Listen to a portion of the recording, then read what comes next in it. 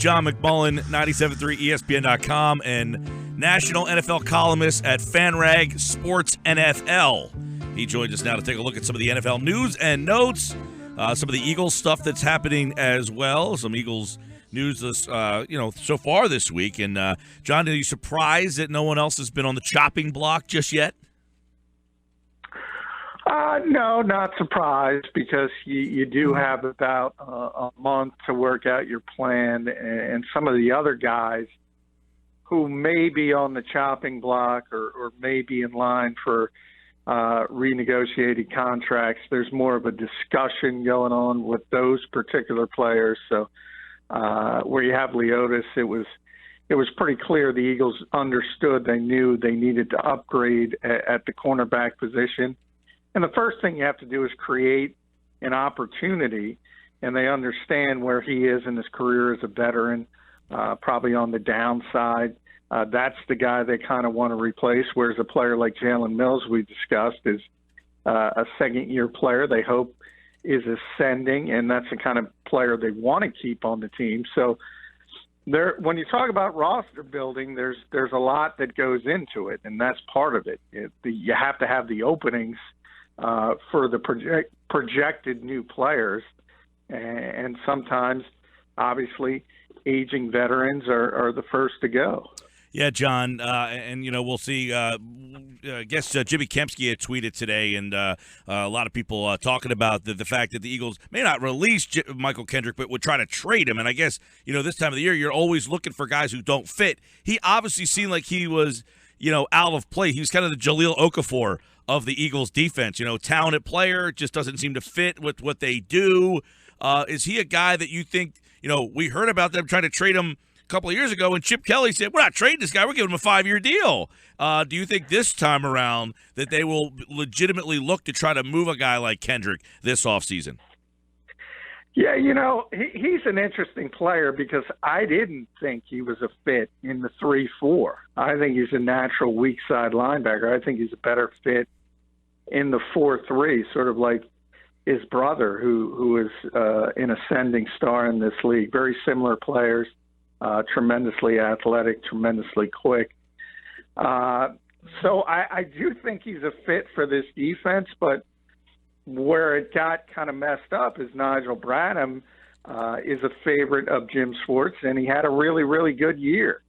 So when you talk about a 4-3 defense, and you talk about how much you're in nickel in today's NFL, that means as a third linebacker, you don't play all that often, and that's what happened to Kendricks. So if you're only going to play 15, 20% of the time, you can't be paid like your Michael Kendricks is being paid. So that's where, would they like to move him? Sure. I'm not sure that's the right thing to do, though, similar to Eric Rowe, in the fact that I think he is a good fit for this defense. And if Nigel Bradham has some more issues off the field or there's an injury, I think he could step right in and perform at a decent level. But obviously Jim Schwartz thinks differently.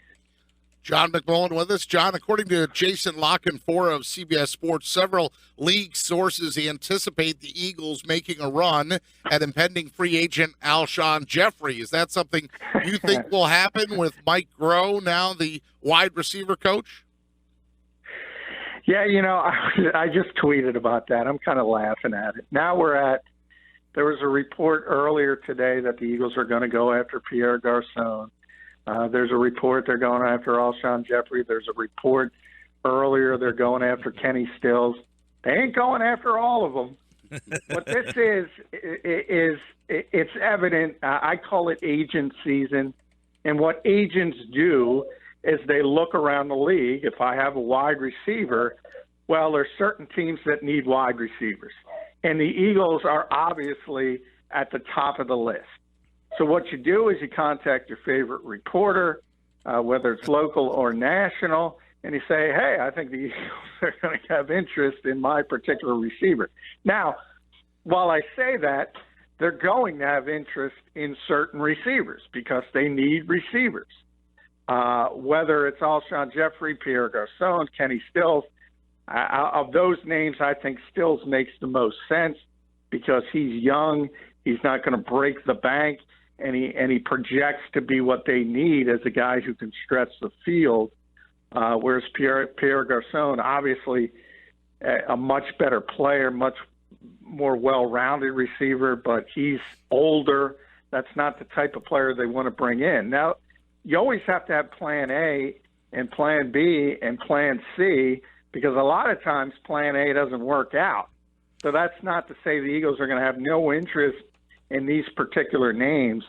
Jeffrey, though, you're going to have to break the bank to sign him, and I'm not sure the Eagles are going to be equipped to win what's going to be a really, really big number for a player like that. Yeah, and how long will it take to hear Kenny Britt's name? Grow was out there too, and when you start connecting dots in this league, how long will it take before Kenny Britt is a target? Yeah, you'll hear the name, I guarantee you. And it's not. How about hearing the name? Would he be a fit though? Would he be? Because he's a guy who's. He's one of those. Kenny Britt, Ron Jaworski loved Kenny Britt coming out of the draft. I remember this physically freak, man. He's a physically, imposing looking wideout. Yeah, he's a really talented guy who's been pretty inconsistent throughout his career. Certainly early in his career with Tennessee, and he sort of got on the right track and had a pretty good year in a horrible quarterback situation. So that's in it. But he's had some off-the-field issues. That's tempered a little bit from the Eagles' perspective. They aren't quite as hard line on that since Chip is gone. So it's a possibility, but he would be, I would think, just speculation-wise, he would be farther down on the list. John, Deshawn Jackson, you're laughing at the names where it's Garcon and then maybe it's Alshon Jeffrey. How about the whole Deshawn Jackson scenario of during the season and the Eagles are getting ready to play the Redskins and this report comes out and all of a sudden, the Eagles are interested in Deshawn Jackson. And then he does a total 180 and he says, oh, no, I want to stay with the Redskins. Say what? What do you take on that? My take on that is exactly what it is. During the season, think about it. You can't say you have interest in a player. It's tampering. You're not allowed to do that. So that's just people speculating and trying to fuel that. No offense to anyone who did it, but it's trying to fuel page hits and whatever they're looking to do. The Eagles aren't gauging their interest in Deshawn Jackson in November during the season. It was just putting two together and saying, this team really stinks at wide receiver. This guy's a pending free agent. He's been here. He probably wouldn't mind coming back. But I've said from day one, it doesn't make a ton of sense for the Eagles. As an aging player who's on the wrong side of 30 now, and they have a very, very young quarterback. And in the best-case scenario, you want young players to grow together. Now, while I say that, I revert back to my original statement about having plan A and plan B. Deshawn Jackson's not plan A. He's not plan B. But if that doesn't work out and you are down to plan C or plan D, then maybe you have some interest if he's still out there. Obviously, he could help this team. Obviously, he's better than anybody else they have. But there are other issues, and age is one of them, and the fact that he's a one-trick pony, and usually when that one trick goes with an aging player, Deshaun's going to have a very, very difficult time because he's not going to get by with his strength or size or route running or sort of inside abilities in the slot. He can't do that kind of stuff.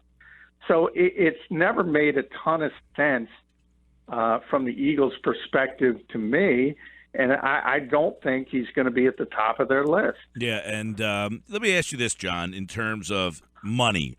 If you are the Eagles, how much legitimate money are they going to be able to spend on a wideout? Everyone just putting these guys' names, and I know that we said in the past, look, the salary cap, it's no object. They got Howie Roseman. They figure something out. But if they legitimately want to give a guy a fair market deal, where do they need to get to cap-wise? Well, they're going to get to where they need to be cap-wise, and they're already at about $10 million. They created $3.2 with Leotis. I think eventually Connor Barwin's going to go, and that's going to be another $8 million. And whether they restructure with Jason Peters, that could create more. If they move on from Jason Kelsey, that could create more.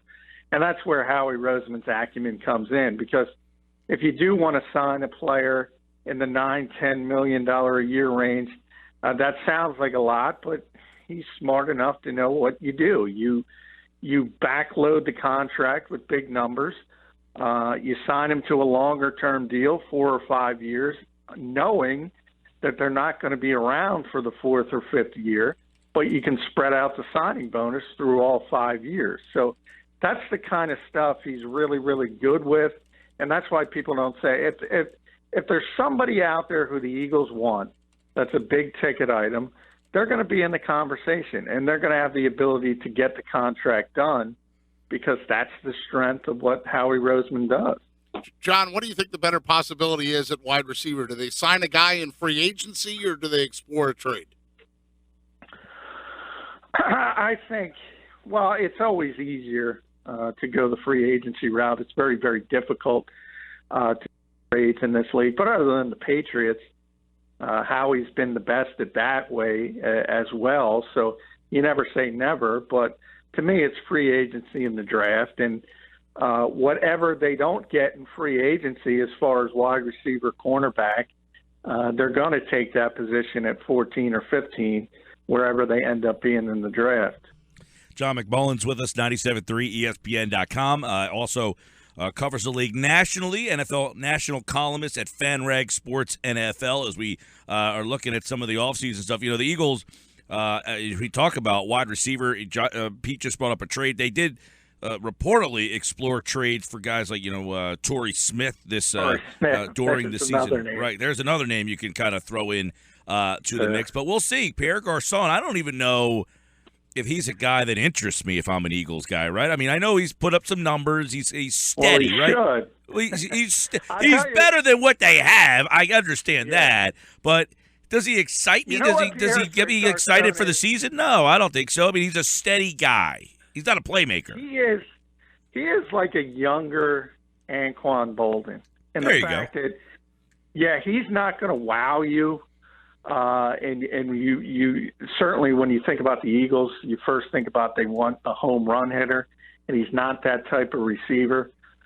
But, man, he's good, and, man, he's physical, and he runs good routes. And that's going to be a guy in week 13 or just like Bolden every year, he gets older and older, and everyone says, he might not even play next year. He signs with Detroit, and they're looking for him in their playoff run. He's their main receiver. He's their main guy on third down. That's what Pierre Garcon is. And for the people, and I've heard some people say the Eagles already have what Pierre Garcon gives you and Jordan Matthews, I shake my head and say, give me a break. It's not comparable. One guy is a stud. The other guy's an above-average player. So while he's not a home run hitter, he's a really, really good receiver that would make this team a heck of a lot better. Yeah, no, I was, he's just a solid, I think Bolden's a good comparison, that he's not going to get the fan base charged, which is fine. I mean, you get excited about Nnamdi Asomugha, and he stinks. So if he comes in here, Garcon, I don't think that's going to, but for what you might have to pay him, right? I mean, I understand what you're saying, that he's better than Jordan Matthews, but Jordan Matthews has a similar skill set and does similar things to Pierre Garcon. You were trying to find someone who complements Jordan Matthews, not adds to what he already does. Yeah, I agree with that. And that's why I say he's not the best fit here, because Jordan's already their best receiver. But he's the kind of guy, and you're right, Mike, he wouldn't, if the Eagles did go out and sign him, he wouldn't be the guy who they would say is Nnamdi Asomugha, and everybody's cheering, or even Byron Maxwell, and everybody, we got the best cornerback in the game, and that kind of nonsense. But come week 12, the Eagles fans would love him after they got to see him play.